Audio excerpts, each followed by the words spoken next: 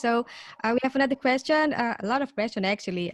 This one from Kunyadi Widodo goes to Jessica. So you mentioned about a very sustainable model during your presentation at the organic idea. So he would like Kunyadi Widodo would like to interested in hearing more about the self-sustaining model you mentioned during your presentation. So is there any particular strategies that Angkor does to encourage alumni to return in a more active role as a mentors? So going from, comparing to personal experience is quite difficult for to do so sometimes because shyness or something like that, and also related to capable individuals. So yeah, how do I you see? think this is actually something that I really feel that we need to work a lot more on. When we came across, when we decided that this was a goal for us, it still kind of took us about 1 or 2 years for me anyway, personally, to really see to what extent this could be fulfilled. And so on a very simple level, it's just simply about when we do programming, or if we want to reach out to ask for help for anything, we try to first look out into the alumni community, and actually not even really about the alumni, because we do have a lot of people who come to the event or who are part of the family who are not necessarily in the workshops. So it's not only for people who were in the workshop, really. It's just easier to reach out to them because I have a mailing list. But we want to keep the doors open to everyone. So we ran into this issue where someone feedback to me that, but I've not been to the workshop, so I don't feel like I can just attend.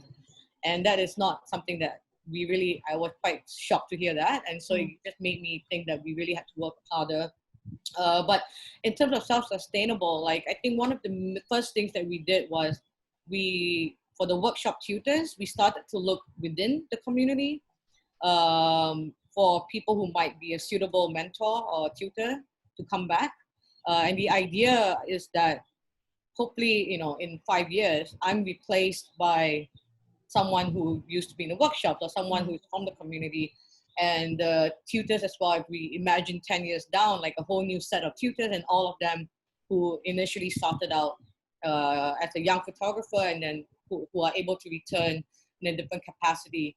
I'm not sure if this person is asking about money because or just about the returning of people. I think that what we would like to do, which is what I said earlier in the presentation, is to create more space for people to officially sign up to return, so that they don't have to feel shy about it. You don't have to just show up and hope that someone pulls you in. We want to make the process more structured, so that even if you don't know anyone, or even if you feel like you're not in the clique, you can kind of feel welcome to join. We are quite aware that, as it is with every industry, and as it is all over the world, cliques form. And it's very easy for people who are outside of it to feel unwelcome. And I think that for me personally, I want to really work to try and get rid of that feeling. It's not really true, but I do understand on the outside that people might be afraid about that or be shy, like what you said. So I'm not sure if I answered the question though. So, but still, there's an opportunities for us. I mean, like for the alumni to coming back Angkor, not only as participants, but also as viewers and enjoy the festival, but also as a mentors. Yeah. So, well, I think to just join in the festival, obviously anyone can do that. But I have a feeling that what most people want to do when they come back is they want to learn something else. They want to participate and not just be a guest or a visitor. I think they want to. So, for example, we've had requests for more workshops, for more things for returning alumni to do while they are here, and not just to only attend projections and look at exhibitions, but to be able to be engaged in to continue the education process, basically. So what we have been looking at how to fit this into the regular program, because at some point I'm a bit afraid that there's just too much going on and people can't catch their breath. So we want to try to introduce new things, but at the same time also give people that space that is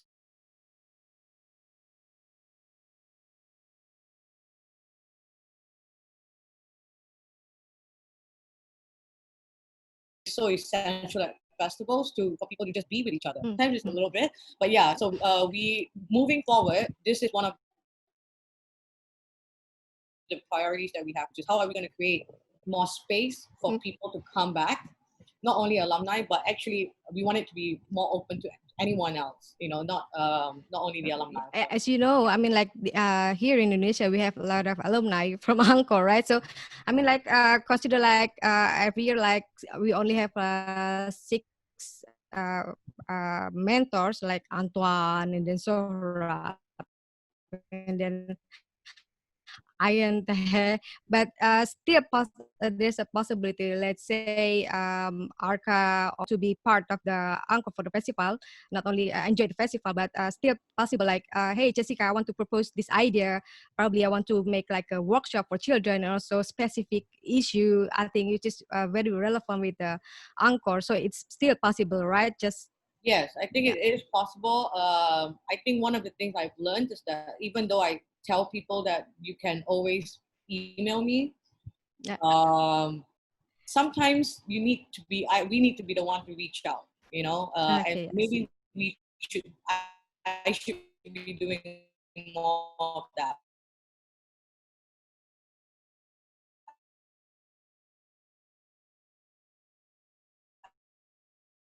Instead of waiting for people first, but I think we also have to be quite. So we take your word, so we can send email from anyone here. So just send email if you have any ideas you want to be a mentor.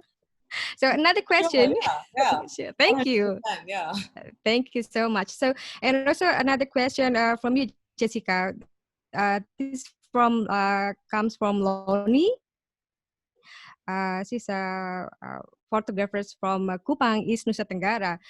She would like to know, I mean, like you mentioned about nurturing individual photographers during the workshop. Is there any specific requirements to be selected? Because you mentioned about 30 selected photographers every year. Is there any specific requirements? What are you looking for? What kind of photographers? I mean, like Marija or Academy, it's open, everyone can apply. So what about your workshop? We don't really have a criteria. As you know, when you apply for our workshops, you have to submit a portfolio just so we can take a look at what you've done before. And we ask also for a personal statement. But it's interesting you asked for this question to come up because I've actually been talking to the mentors over the last few days. And I think that what everyone is looking for are people who are really hungry to learn, hungry to be better at what they're doing, hungry to discover. It's something that sets them apart. I think sometimes people have the wrong idea that we are looking for the nicest portfolio. It really is not about that. It's like the participants that I think leave the biggest impression on all of us are the ones who work the hardest. That is always the main takeaway from any of the workshop experiences. The ones who were willing to be vulnerable, to give 100% into doing this thing that they say they want to do, which is photography. You know, how far are you willing to go? How much can you push yourself? And so I think that the criteria, if you're applying, is that I would ask them to think really carefully. Why do you want to do this? Why is it important to you? And how hungry are you to do it? Are you going to be okay not sleeping for 5 days? Because that's not easy. I don't know what it was like for you guys. But... This is really challenging, actually. Yeah. Tell me about it. Okay, thank you, Jessica. So, Loni, hopefully that's answered your question. So, yeah, as long as you're willing to stay awake for 5 days, they go ahead. And so, Marija, there's a question from AD. he's interested in something you did on visual literacy, because a museum or gallery are a good place for learning directly on visual experiences. So based on your experiences, did you divide the participants based on ages, or is it because certain kind of age they have a different visual experience? Well, for sure, those are adults. If we talk about this Okay. study group, yes, but they can still be students or elder people, whatever. But adults. For children, we have different groups and different programs. But still, I think it's a huge difference also in generations, also in terms of all being adult, but still having different perceptions. And as much as this time is really the time of visuals or visual language, we see we are really poor in reading it, in having the knowledge how to read it, to have enough visual literacy. And nobody teaches that in schools. We learn how to read, but nobody teaches how to read pictures and how to speak through pictures. So yeah, but I think it's global. Again, you know, what we're talking here, it's really interesting. We're coming from such different cultural or geographical backgrounds, I would say, but we are trying to do the same thing. And what Ben is saying, going into lessen the role of the mentor and becoming all participants, it's really important. Going from application to collaboration is really the thing. So yeah, it's kind of raising also the awareness or general knowledge how to use photography as such a strong tool, which we are lucky enough to have it. Me working within the art institution, I see that I'm actually privileged to be able to work.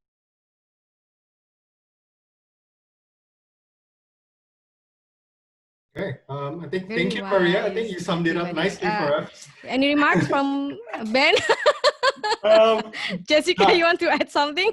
I think... No. Go, Marija. Dan, I'm going to go first, because if you... I'm not going to have anything left to say now. Okay, no. Okay, thank you for that. Mine is more or less the same. I would describe it like, I mean, like what Marija said, there are many issues. And so whatever the photographer is trying to communicate, and it could be personal, social, political, but at the end of the day, visual storytelling is about the creation of a very cohesive collection of visuals that very clearly communicates an idea that you want to communicate, and whatever that idea is, you know, it could be about how you feel today, it could be about how you feel about the world, it could be anything, but it's about learning how to create something cohesively using visuals, that you don't have to stand next to it for someone to understand what you were trying to say, or you don't have to be there to explain it. Basically, the pictures talk for you. So it's not easy though. All right, Ben. See, damn you guys! That you just basically took everything. I think I really have to say that I agree with Marija. Just another word, so we can choose another word, so we can see you as a diligent person, as a diligent mentor.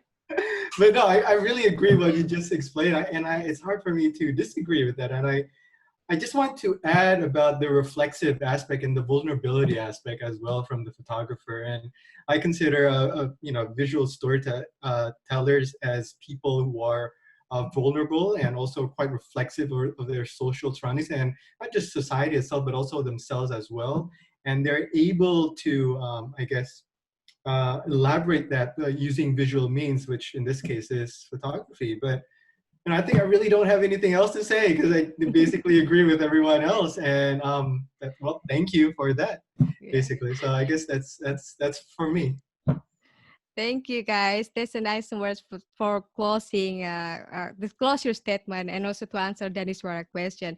So again, I mean, like there's a lot of we can elaborate actually if only we have more time, we can have a lot of discussion. It's not only about initiative and then how to put the photography education beyond the photography itself. So again, thank you so much, Ben, Maria, Jessica. Thank you so much. So I think actually going back to you, Baswan, as from Panya Institute, I think thank you so much for staying with us, and thank you guys. It's a great discussion.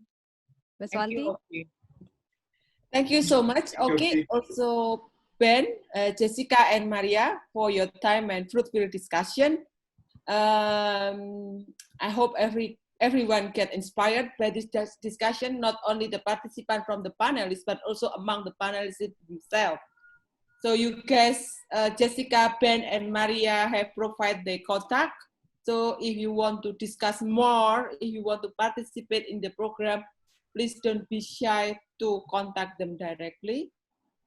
So it's just the initiative to connect us during this difficult time, but also to follow up afterwards, become part of the global photography community, not only from the Kupang or the Bandung, Java, or Papua, or Medan, but also part of the Angkor Photo Festival and workshop, also the Jakobich Gallery. So I saw a lot of participants from outside Indonesia, which also could start to be part of the global community. So thank you very much. Please stay in touch and also check out our digital channel to get the updates.